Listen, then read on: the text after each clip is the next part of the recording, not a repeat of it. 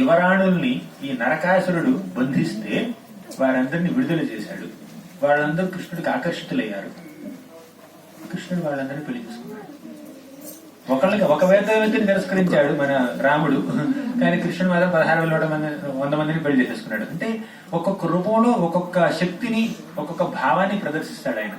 కొంతమందికి ఈ రూపం ఇష్టం, శ్రీరామచంద్ర రూపం కొంతమందికి ఇష్టం, వాళ్ళు ఆ రాముడిని పూజిస్తూ ఉంటారు. వరాడి గుప్తా ఉన్నాడు, శ్రీవల్లభ, చాలా మంది భక్తులు, మన సంప్రదాయంలో ఉన్న భక్తులు కూడా రాముడు అంటే వాళ్ళకి ఎంతో ఇష్టం, మనకు కూడా ఇష్టం. కానీ ఎవరికి ఉండవలసినటువంటి ఇష్ట దేవతలు వాళ్ళు ఉంటారు.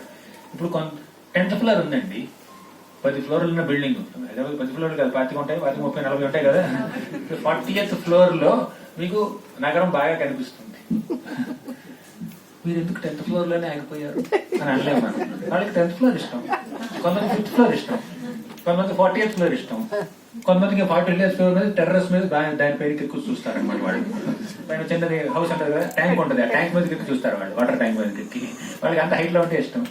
అంటే ఏది తక్కువ ఇది ఎక్కువ అని కాదు, ఎవరి ప్రిఫరెన్స్ వాళ్ళకు ఉంటుంది. ఆ ప్రిఫరెన్స్ ప్రకారం భగవంతుడు ఆ భక్తులతో ప్రతిస్పందిస్తాడు.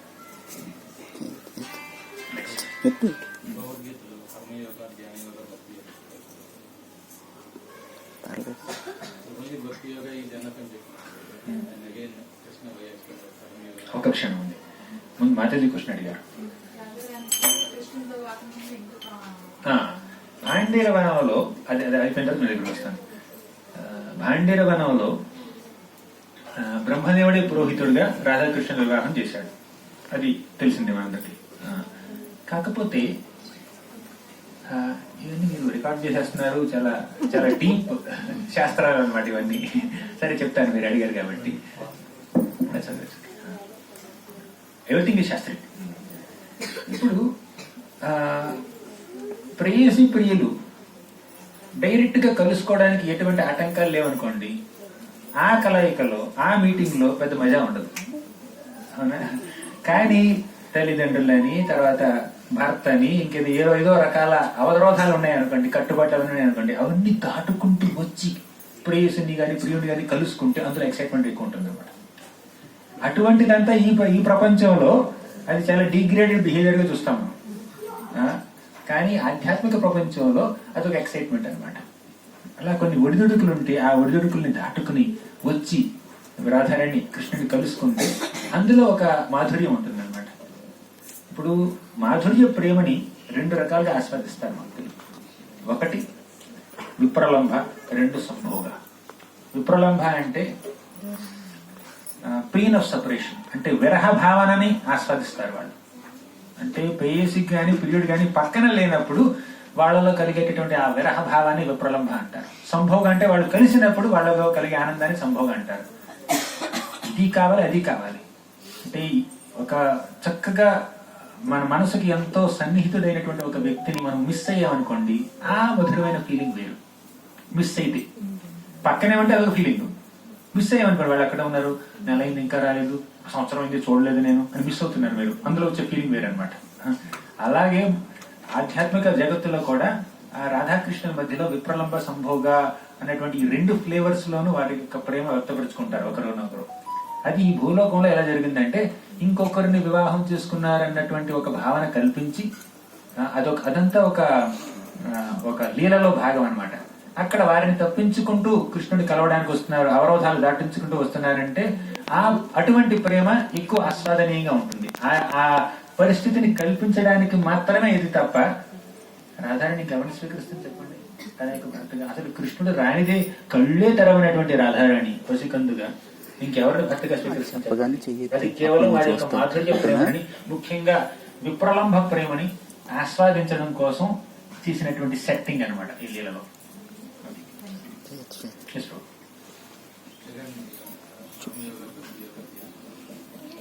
చూస్తున్నప్పుడు చేయాలి.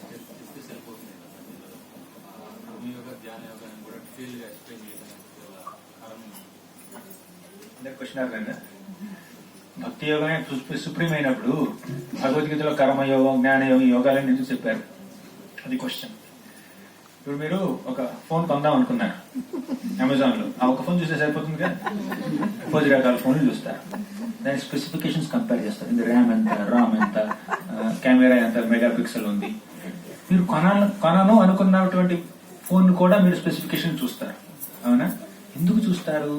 అలా మీరు కొనాలనుకున్న ఫోన్ ని ఒక 10 ఫోన్లతో కంపేర్ చేస్తే దీని మీద ఉన్నటువంటి ప్రేమ పెరుగుతుంది, కన్విక్షన్ పెరుగుతుంది. ఈ ఫోన్ తీసుకోవాలన్న కన్విక్షన్ పెరుగుతుంది మీకు, అవునా? అన్నిటికన్నా ఇదే బెస్ట్. ఏ రకంగా బెస్ట్? అది కెమెరా మీకు కావాలనుకోండి, అది మీకు ప్రాధాన్యం అనుకోండి, ఆ రకంగా బెస్ట్. లేదంటే దాంట్లో ఉన్నటువంటి జీబీ మెమరీ అది కొంతమందికి కావాలి, కొంచెం బడ్జెట్ ఫ్రెండ్లీ కావాలి, ఓకేనా? ఏ రకంగా మీకు బెస్ట్ సూట్ అవ్వాలంటే మీరు 10 ఆప్షన్ చూస్తారు, 100 ఆప్షన్ చూస్తారు. అలాగే భగవద్గీతలో గాని భాగవతంలో గాని కర్మయోగం, జ్ఞానయోగం, ధ్యాన యోగం, భక్తి యోగం, ఇన్ని యోగాల గురించి వర్ణన ఉంది. అదంతా కేవలం కాంట్రాస్ట్ కోసం, కంపారిజన్ కోసం గాని రికమెండేషన్ కాదు. అది కర్మయోగం పాటించమని అనట్లేదు, అష్టాంగ యోగం పాటించమని అనట్లేదు. ఈ అష్టాంగ యోగంతో కంపేర్ చేస్తే భక్తి యోగం ఎంతో సులువు. కాబట్టి కంపారిజన్ ఇస్తున్నాను నీకు, నువ్వు సెలెక్ట్ చేసుకో. నన్ను అడిగితే భక్తి యోగం రికమెండ్ చేస్తానంటాడు. అది ఇది ఎంత ప్రాక్టికల్లో చెప్పడంతో పాటు ఇది ఎంత ఇంప్రాక్టికల్లో కూడా చెప్తే అప్పుడు దీన్ని మీరు ఎక్కువగా స్వీకరిస్తారు. బట్టల షాప్కి వెళ్ళినప్పుడు వాళ్ళు 100 రకాల బట్టలు చూపిస్తారు మనకి, 10 చూపిస్తే మనం ఒకటి సెలెక్ట్ చేసుకుంటాం, అప్పుడు మనం షాపింగ్ చేసిన ఫీలింగ్ కలుగుతుంది మనకి. వాడు ఒక్కటే చూపించాడు అనుకోండి, అది సరిగ్గా చూపించట్లేదు, అది ఇంట్రెస్ట్ ఉందా లేదా, నేను కొనగలను అనుకుంటున్నాడా లేదా వీడు అని మీకు డౌట్ వస్తుంది. కేవలం కాంట్రాస్ట్ కోసం అలా చూపించారనమాట, రికమెండేషన్ కాదు అది.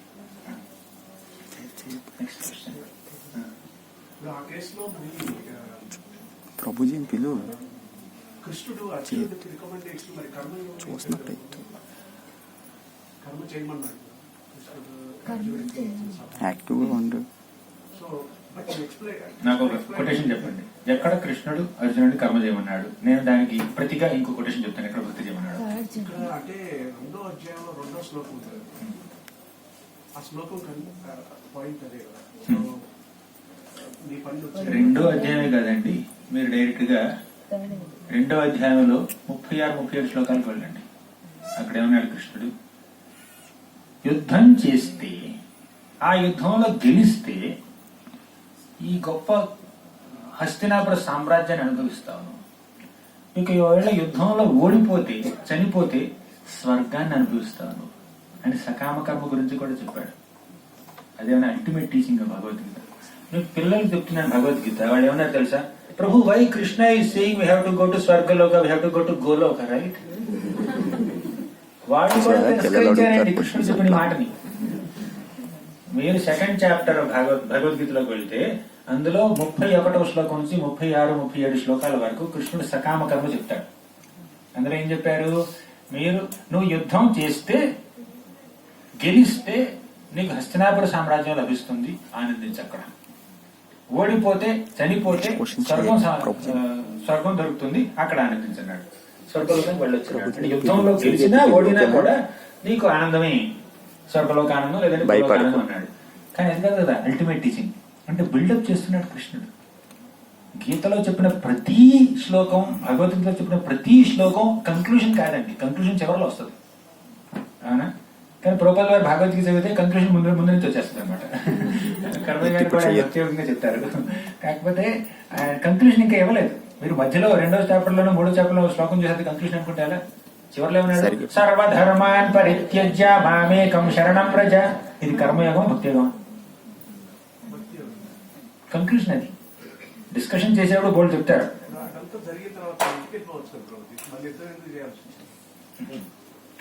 యుద్ధం ఎందుకు చేయాల్సి వచ్చిందంటే, మొదట్లో మనం ఒక శ్లోకం చెప్పుకున్నాం, పరిత్రాణాయ సాధనం, గుర్తుందా? పరిత్రాణాయ సాధన వినాశాయ దుష్కృతం ధర్మ సంస్థాపనార్థాయ. అంటే భగవంతుడికి అవతార పరమార్థం ఏమిటి? దుష్ట శిక్షణ, శిష్ట రక్షణ, అవునా? ఆ దుష్ట శిక్షణ, ఆ శిష్ట రక్షణ, ఆ ధర్మ పరిరక్షణ కేవలం భగవంతుడు మాత్రమే చేయడండి, తన భక్తులతో కూడా చేపిస్తాడు. పరిత్రాణాయ సాధనం కేవలం కృష్ణుడి బాధ్యత మాత్రమే కాదు, అది అర్జునుడి బాధ్యత కూడా, భీముడి బాధ్యత కూడా, పాండవుల బాధ్యత కూడా, మీ బాధ్యత కూడా, నా బాధ్యత కూడా. ధర్మాన్ని స్థాపించడం, ఈ 3 భగవంతుడు స్వయంగా చేస్తాడు, తన భక్తుల ద్వారా కూడా చేయిస్తాడు అనమాట. ఇప్పుడు కురుక్షేత్ర సంగ్రామంలో కృష్ణుడు చేసే పని ఏమిటి? తన భక్తులైన పాండవుల ద్వారా దుష్ట శిక్షణ శిష్ట రక్షణ చేపిస్తున్నాడు, ధర్మాన్ని స్థాపిస్తున్నాడు. ఇంటికి వెళ్ళిపోవచ్చు కదా అన్నారు మీరు. యుద్ధం ఎందుకు చేయాలి, ఇంటికి వెళ్ళిపోవచ్చు కదా అన్నారు. ఇంటికి వెళ్ళిపోతే పాండవులు దుర్యోధనుడి సంరక్షణలో ఈ భూమి మీద ఉన్న జనాలు భక్తి మార్గాన్ని ఆచరించగలరా, ధర్మ మార్గాన్ని ఆచరించగలరా? అలా ఎలా ఒప్పుకుంటాడు కృష్ణుడు? ఆయన వచ్చిందే ధర్మాన్ని స్థాపించడం కోసం. ధర్మాన్ని స్థాపించాలంటే ఆ ధర్మాన్ని నిర్మూలించాలి. ఎవరైతే అధర్మం పంచం చేయాలో వారిని నాశనం చేయాలి. అలా చేయడంలో మన అర్జునుడిని వినియోగించాడు మన కృష్ణుడు. కాబట్టి కృష్ణుడు కేవలం వైరాగ్యం గురించి చెప్పట్లేదు. ఇంకా యుద్ధం ఎందుకు, తర్వాత ఏమిటది రాజ్యం ఎందుకు, అటువంటి వైరాగ్య భావన అర్జునుడికి మొదట్లోనే కాదు చివరిలోనూ ఉంది. ఆయన జీవితం మొత్తం ఉంది. వాళ్ళు రాజ్యాన్ని వాళ్ళు సంపాదించిన ఆ రాజ్యం మీద వ్యామోహం వాళ్ళకి లేదు. అందుకే కృష్ణుడు వైరాగ్యం పేరుతో అన్ని వదిలిపెట్టమని చెప్పట్లేదు. ఆ వైరాగ్య భావన మనసులో ఉంచుకోండి. స్పిరిట్ ఆఫ్ రెనౌన్సియేషన్ మనసులో ఉండాలి.